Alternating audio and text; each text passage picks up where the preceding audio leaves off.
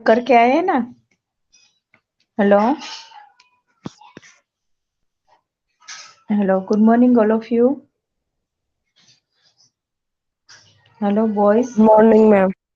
Good morning. आज सब homework करके आए हो ना?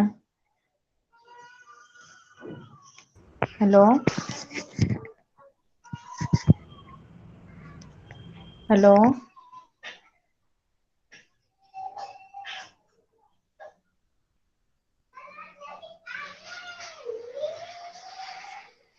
सुनाई दे रहा है बेटा मैं बोल रही हूँ?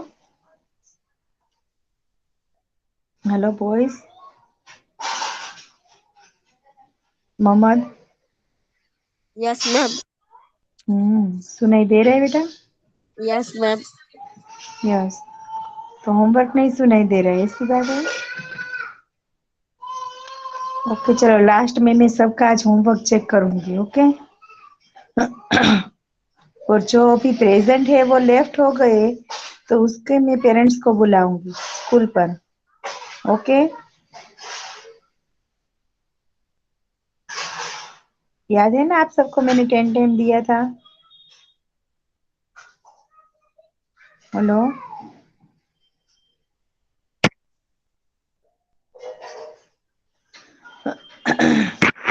बोलो मैम।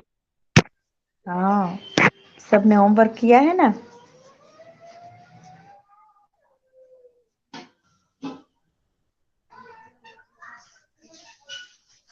तो अगले लेक्चर में हमने डायरी लेखन नंबर 1 किया था। अब डायरी लेखन नंबर 2 करते हैं, है ना? तो डायरी लेखन नंबर 2 में है कि वार्षिक परीक्षा के एक दिन पूर्व के अनुभव को अपनी डायरी में लिखिए। यानी कि अपनी एग्जाम के आगे का दिन जो होता है उसके बारे में हमें लिखना है। तो उस वक्त हमको कैसा अनुभव मैम होता ये है? हो गया है। ये हो गया ना? हेलो, हाँ ये मैम। नहीं बेटा, ये हुआ था नए विद्यालय का पहले दिन की ये घटना था। मैम एग्जाम का भी हो गया था, वो मेहंदी ने पूछा था कल फाइनल एग्जाम में वैसे। उस दिन मैंने रीड किया था हेडिंग, लेकिन लेकिन बाद में टाइम खत्म हो जाने के लिए होने जा रहा था, इसलिए मैम मैंने हो नहीं गया था किया। पूरा, ये भी हो गया? ओके हो गया चलो, तो था मैम। तुम इसे मुझे एक्सप्लेन करवा दो चलो।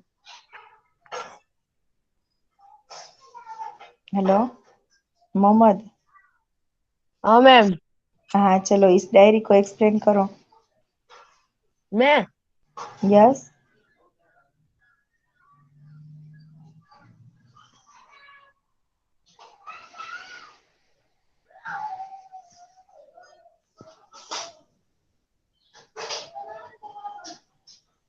हेलो।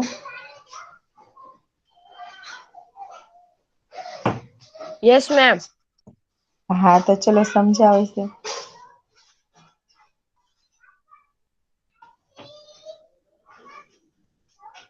वार्षिक परीक्षा का पहला दिन।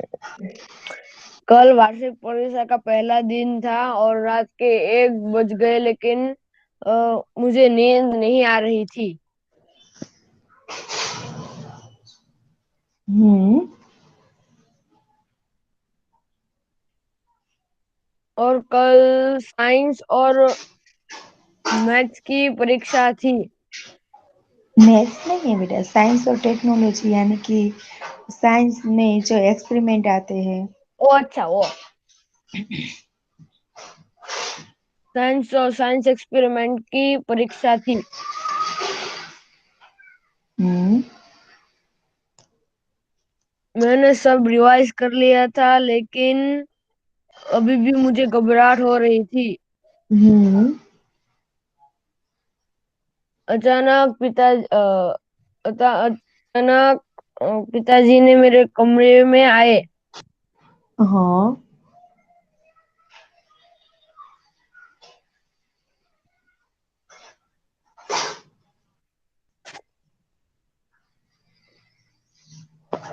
उस, उसके बाद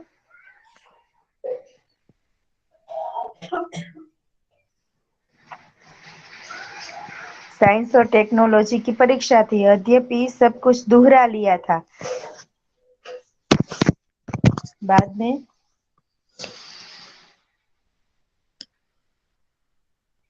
तथापि मन में अजीब सा भय है। तुम कह रहे थे ना ये समझा दिया है, अभी समझना बाकी था बेटा। चलो मैं एक बार। Ma'am yes. मैम मेरे मम्मी आई थी ना उसके साथ, इसलिए मैं तो रुक गया था। ओके चलो। मुझे जगा हुआ देखकर पिताजी मेरे बिस्तर पर लेट कर कहा, बत्ती बंद कर दी, और बिस्तर पर पड़े पड़े कहने लगे, चल सो जा। हम्म। पिताजी के चले जाने पर टेबल लैंप जलाया और पुस्तक के पन्ने पुनः पलटने लगा। पलटने लगा। मतलब पिताजी के जाने के बाद वो मैं फिर से। वापस पढ़ाई करने लगा। हम्म। थोड़ी देर में थककर बिस्तर पर पूर्ण लेट गया और न जाने कब नींद आ गई। और थोड़ी देर बाद जब वो पढ़कर थक गया, तब वो बिस्तर पर आ गया और पता भी नहीं चला नींद कब आ गई। ओके। सैयद रेहान। सैयद रेहान प्रेजेंट है? हेलो। कौन मैम? सैयद रेहान। हाँ मैम, प्रेजेंट ही है। तो जवाब क्यों नहीं दे रहा रेहान? हेलो।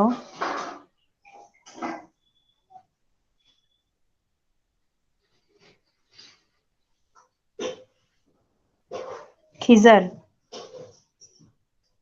इधर एब्सेंट मैम। हाँ। एब्सेंट नहीं है। मुबीन। भी नहीं है।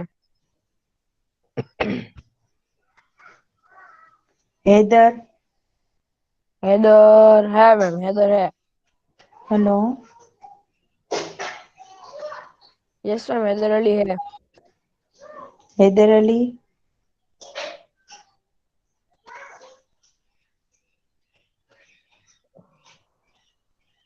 हेलो। हैदर। ओके चलो, और कौन प्रेजेंट है? मेहंदी। हाँ अर्श। मैम। अर्श। हाँ मैम, वो भी प्रेजेंट है। अर्श तो अभी आंसर देगा ही। अर्श। हेलो।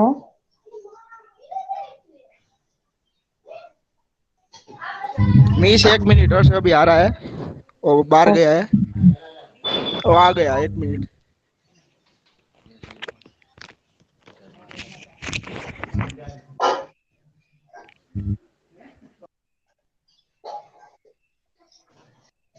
कौन सी? हेलो। अर्श। हेलो। हाँ। कौन? अर्श है, अर्श।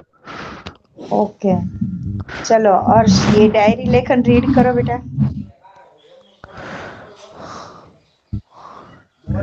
कहाँ है?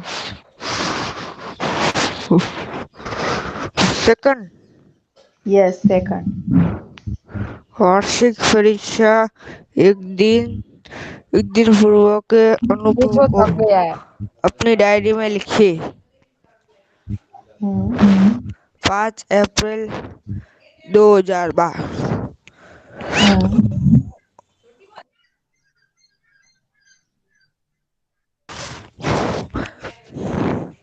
आज को कल वार्षिक परीक्षा का पहला दिन है। रात्रि के 1 बज गए हैं, परंतु हम्म। नींद नहीं आ रही। कल हम्म। विज्ञान और टे, टेक्नोलॉजी वार्षिक की परीक्षा है। यद्यपि सब कुछ दोहरा दोहरा लिया है। यानी सब रिवाइज कर लिया। हाँ। तथापि मन में अजीब सा भय है। अचानक पिताजी मेरे कमरे में आए। मुझे जागा हुआ देखकर मैं क्या ढाढ़स बंधाया। ढाढ़स बंधाया और बिस्तर पर लेटने को कहा। बत्ती हम्म, बंद कर दी। बिस्तर पर पड़े पड़े भी नींद नहीं आ रही। पिताजी के चले जाने पर टेबल लैंप जलाया और पुस्तक के पन्ने पलटने लगा। थोड़ी देर में थककर बिस्तर पर पुनः लेट गया और न जाने कब नींद आ गई। Very good. तो आप सबको यहाँ पर समझ में आया कि हमें डायरी लेखन कैसे करना चाहिए। Hello boys, hello. Yes ma'am. Yes ma'am. Yes, yes. तो डायरी लेखन कैसे की जाती है, इसमें क्या क्या होता है। हेलो। डायरी लेखन में पहले तारीख, महीना, हाँ, साल और शहर का नाम लिखना और फिर जो चोरी हमको लिखने की है वो सब स्टार्ट में लिखनी। यस। और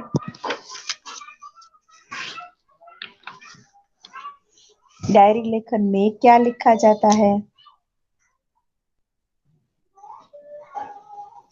हमारी हेलो। घटनाएं, अच्छी बुरी यस। सब। प्रतिदिन की घटनाओं और अनुभव को लिखना डायरी लेखन कहलाता है। यह क्वेश्चन आंसर मैंने 10 टाइम दिया था। कितने स्टूडेंट ने किया है बेटा। किसी ने नहीं। हम्म।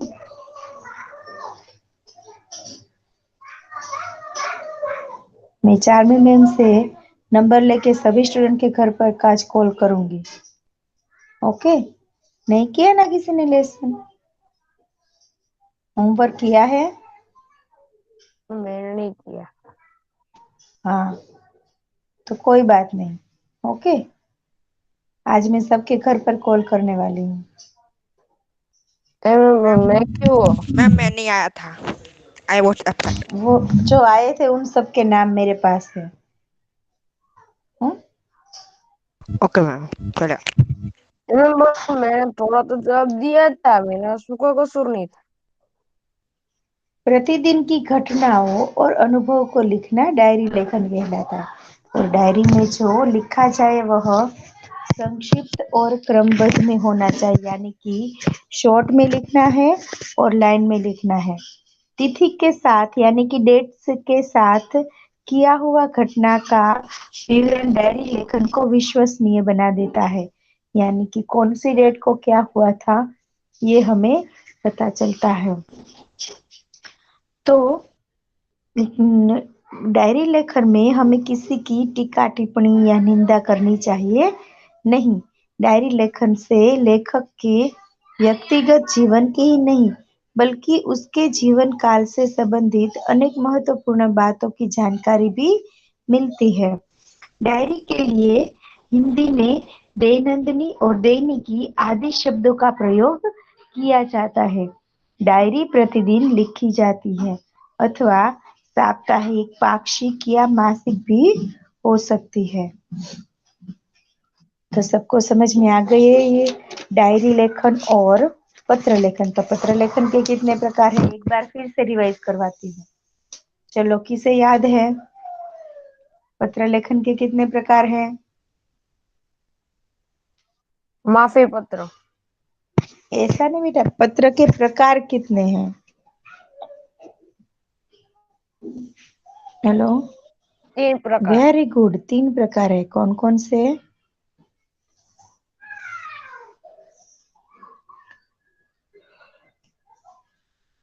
कॉन्ग्रेचुलेशन। अभिनंदन पत्र वो तो ठीक है, लेकिन बेटा अब पत्र के प्रकार कितने हैं? व्यक्तिगत पत्र, कार्यालयीन पत्र और व्यावसायिक पत्र। यस, 3 पत्र हैं। तो व्यक्तिगत पत्र किससे लिखा जाता है? कि अपने परिवारजनों और मित्रों को लिखे जाते हैं, उस पत्र को व्यक्तिगत पत्र कहते हैं। जैसे कि निमंत्रण पत्र, बधाई पत्र, आश्वासन पत्र, अनुमति पत्र और प्रार्थना पत्र, यानी कि किसी को रिक्वेस्ट करना। तो ये सब पत्र जो है वो व्यक्तिगत पत्र की श्रेणी में आते हैं। उसके बाद है नंबर 2 पर कार्यालयीन पत्र। कार्यालयीन पत्र यानी कि ऑफिस के कामकाज में हमारे जो जरूरियात पड़ने पर पत्र लिखना पड़ता है, उसे कार्यालयीन पत्र कहते हैं। कि ये पत्र जो है वो अधिकारियों को उनसे संबंधित मामलों में शिकायत दर्ज करने के लिए हम लिख सकते हैं। तो उसे कौन सा पत्र कहते हैं? कार्यालयीन पत्र कहते हैं। नंबर 3 व्यवसायिक पत्र। तो व्यवसायिक पत्र यानी कि ये पत्र जो है वो किसी व्यापारी से उससे संबंधित वस्तु मंगाने के लिए लिखे जाते हैं। तो सबको याद रह गया पत्र के कितने प्रकार है? 3 प्रकार है, व्यक्तिगत पत्र, कार्यालयीन पत्र और व्यावसायिक पत्र। डायरी लेखन तो उसके पत्र नहीं होते, लेकिन डायरी लेखन किसे कहते हैं? तो प्रतिदिन की घटना और अनुभव को लिखना डायरी लेखन कहते हैं। तो चलो अब इसके बाद हम देखते हैं कि पत्र के संदेशा व्यवहार के लिए हमें कौन कौन सी साधन की जरूरत पड़ती है।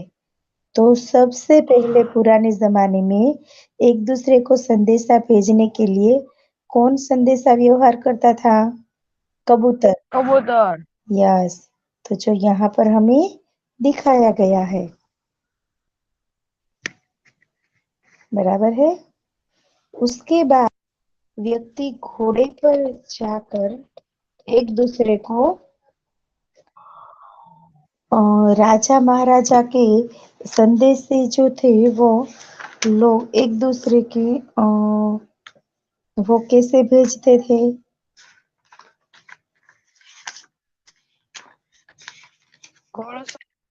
घोड़सवार एक सिपाही को घोड़सवार के साथ दूसरे देश में भेजते थे। यस, दूसरे राज्य में। यस। राजा महाराजा के जमाने में या तो कोई पैदल होकर जाता था और घोड़े सवार होकर, या तो संदेशा पहुंचाने के लिए काम करते थे। फिर बाद में आधुनिक युग आया, तो उसमें डाकघर बना और डाकघर में डाकिया जो है वह सबके घर घर जाकर डाक पहुंचाता था। तो उसमें कौन कौन से वस्तु से डाक संदेशा पहुंचाते? तो एक तो है वो है पोस्ट कार्ड, इसे क्या कहते हैं? यस। पोस्ट और दूसरा जो है वो लिफाफा है। पोस्ट कार्ड में तो जो लिखा है वो सब पढ़ सकते हैं, लेकिन ये लिफाफा जो है वो तो एक कवर जैसा हो जाता है और इसके अंदर हमें चिट्ठी डालनी है, जो भी हमें लिखना है वो लिखकर। तो ये कोई पढ़ नहीं सकता, ये गोपनीय यानी कि इसे छिपाया जा सकता है कि इनमें हमें क्या लिखा है वो किसी को पता नहीं चलता है।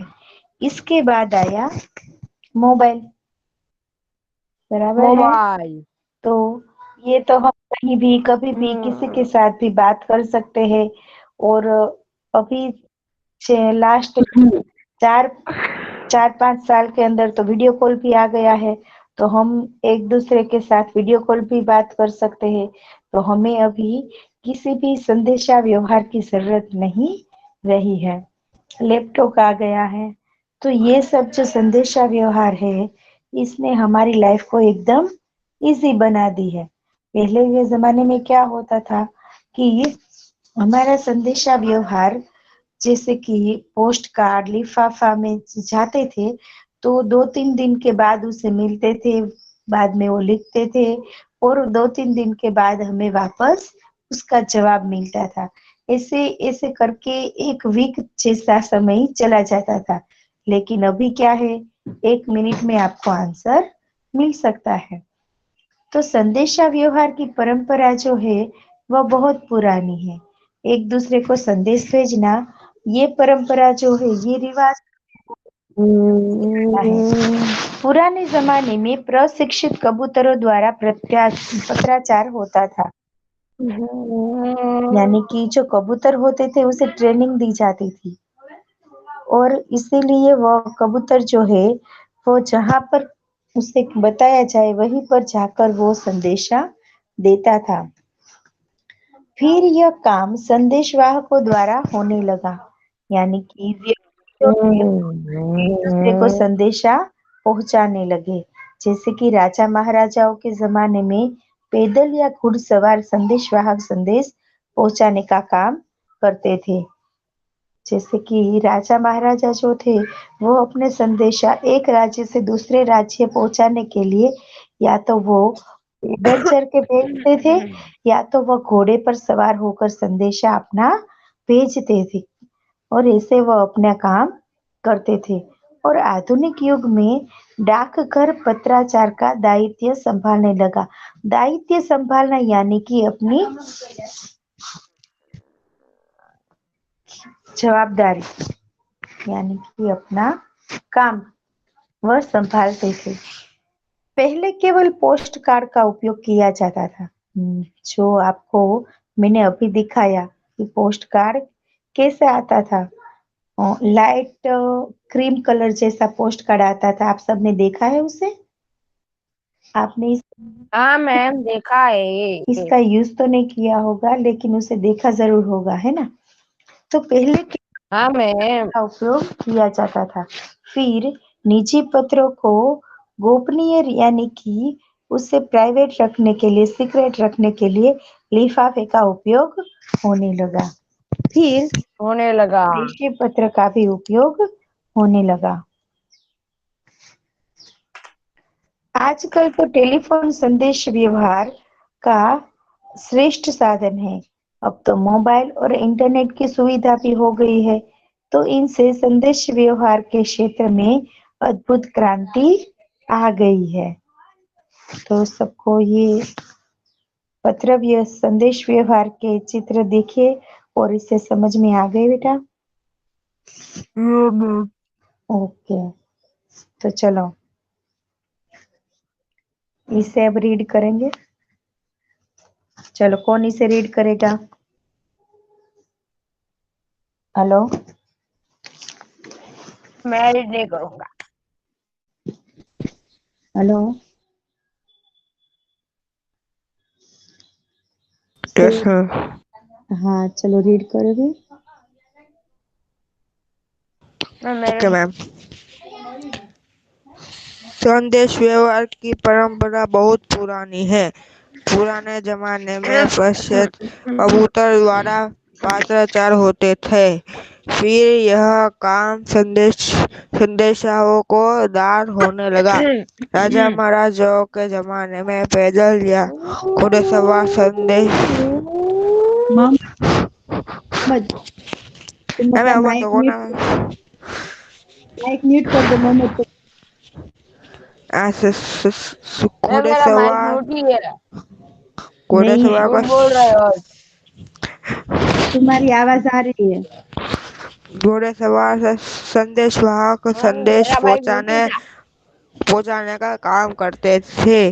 आधुनिक आधुनिक युग में डाकघर पत्राचार का दिया संभालते हैं। पहले केवल पोस्ट कार्ड का उपयोग किया जाता था। फिर निजी निजी पात्रों को गोपनीयता के लिए लिफाफा गोपनीयता के लिए गोपनीयता के लिए लिफाफे का उपयोग होने लगा। फिर अंतर्देशीय पत्र का अंतर्देशीय भी पत्र का भी उपयोग शुरू हुआ। हम्म, आजकल टेलीफोन संदेश व्यवहार का श्रेष्ठ साधन है। जब तो मोबाइल और इंटरनेट की सुविधा भी हो गई है, इससे संदेशवाहन के स्टेट में अद्भुत क्रांति आ गई है। ओके, चलो और अब और कौन रीड करेगा? हेलो,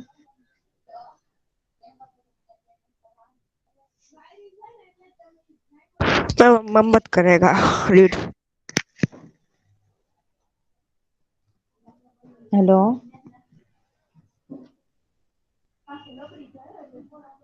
बोलो मैम, बोलो बोलो बोलो। हाँ, कौन बोल रहा है बेटा?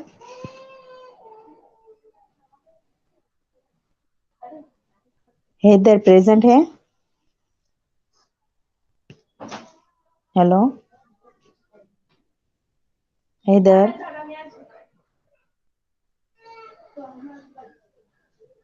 हेलो,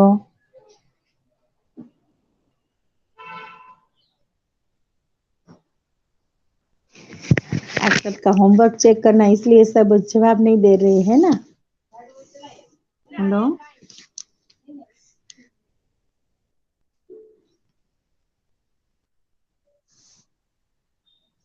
हेलो, मेरी आवाज आ रही है बेटा या नहीं सुनाई दे रहा है? अर्श, हेलो, यस मैम। मेरी आवाज आ रही है बेटा? हाँ। तो जवाब क्यों नहीं दे रहे? क्या पता है, मुझे नहीं पता, ये सब चुपचाप बैठ गए। आज सबके घर पर फोन जाने वाला है ना, इसीलिए सब चुप गए। हाँ।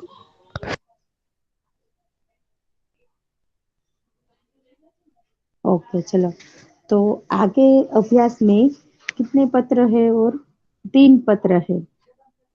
उसमें पहला पत्र जो है वो है आपने की हुई आप अपनी यात्रा प्रवास का वर्णन करते हुए अपने मित्र को पत्र लिखिए। तो इसके लिए हम अपने मित्र को पत्र लिखते हैं कि मैं यहाँ पर घूमने गया था, यहाँ पर प्रवास में गया था, पिकनिक में गया था, मुझे बहुत मजा आया, कहाँ से कहाँ तक गया था, ये सब बातें हम पत्र में लिख सकते हैं। बराबर है ना?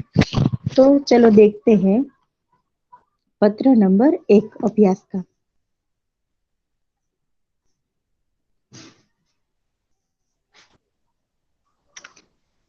आपने की हुई अपनी यात्रा या आपने किए हुए प्रवास का वर्णन करते हुए अपने मित्र को पत्र लिखिए। तो रमेश पुरोहित, 4 आकाशगंगा डेयरी रोड, राजकोट, 27/12/2013। प्रिय मित्र हितेश, जय हिंद। तुम्हारा पत्र 3 दिन पहले आया था, लेकिन मैं कन्याकुमारी के प्रवास में था और कल ही लौटा हूँ।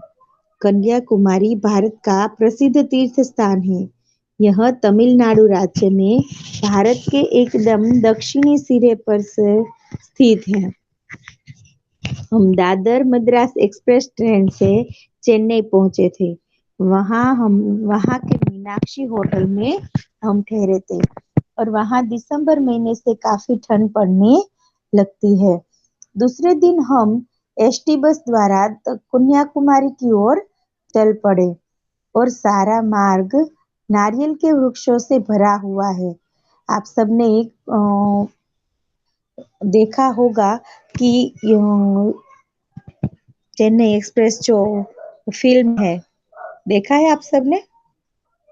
तो यस उसमें मैम। वहाँ का वातावरण बहुत अच्छी तरह से दिखाया गया है। वहाँ का लोकेशन एकदम मस्त है। कन्याकुमारी, चेन्नई, ये सब जगह है वो एकदम ग्रीनरी है प्लेसेस। तो वहाँ का यहाँ पर हमें बताया गया है कि दूसरे दिन हम एसटी बस द्वारा कन्याकुमारी की ओर चल पड़े और सारा मार्ग जो है वो नारियल के वृक्षों से भरा हुआ है। हरियाली देखकर मन झूम उठता है। कन्याकुमारी एक छोटा सा कस्बा है, यानी कि एक छोटा सा गांव है। गांव तो नहीं कह सकते, लेकिन एक छोटा सा हम जैसे कि अ, शहर भी नहीं कह सकते, गांव भी नहीं कह सकते, ऐसा छोटा सा एक एरिया है। हमने शाम के समय समुद्र तट पर भारी भीड़ देखी। लोग वहां का सूर्यास्त देखने के लिए एकत्र हुए हैं। सूर्य का ऐसा भव्य रूप मैंने पहले कहीं नहीं देखा। और अगले दिन कन्याकुमारी का प्राचीन मंदिर और विवेकानंद शिला स्मारक देखा। विवेकानंद की सुंदर मूर्ति दर्शनीय थी। और हमने कन्याकुमारी के बाजार से शंख और सीपों से बनी हुई कुछ वस्तुएं और एल्बम खरीदे। कुछ चित्र मैं तुम्हें भेज रहा हूँ। शेष कुशल है। अपने माता पिता से मेरा प्रणाम कहना। तुम्हारा मित्र विनय। तो विनय जो है वह अपने मित्र हितेश से अपने किए हुए पिकनिक के बारे में पत्र लिखता है और वहां का वर्णन करता है कि वह कहाँ पर गया था, उसे वहां पर जाकर कैसा महसूस हुआ, उसने वहां पर क्या क्या देखा। तो इन सब के बारे में वह अपने मित्र से बता रहा है। तो आप भी अपने मित्र को कोई ऐसा पत्र लिख सकते हैं जो आपने आगे पिकनिक की हो, कौन सी जगह पर गए थे, आपने वहां पर क्या किया था, आपके साथ क्या क्या अनुभव हुए थे, वो सब आप अपने मित्र को लिख सकते हैं। तो आप सब पिकनिक में गए थे ना? हेलो, अगले साल जब पिकनिक हुई तब आप सब गए थे ना? Hello boys. Yes, ma'am. Yes. कहाँ पर गए थे आप सब? शायद गिर गए थे, है ना? Hello, hello Yes, boys. ma'am. अगले साल जब पिकनिक हुई तो आप सब शायद गिर गए थे। हाँ, तो वहां Yes. पर आपने क्या क्या देखा? मैं नहीं गया था। तुम नहीं गए थे? ओके, चलो। तो और कौन गया था पिकनिक में? मोहम्मद। मोहम्मद गया था। हेलो मोहम्मद।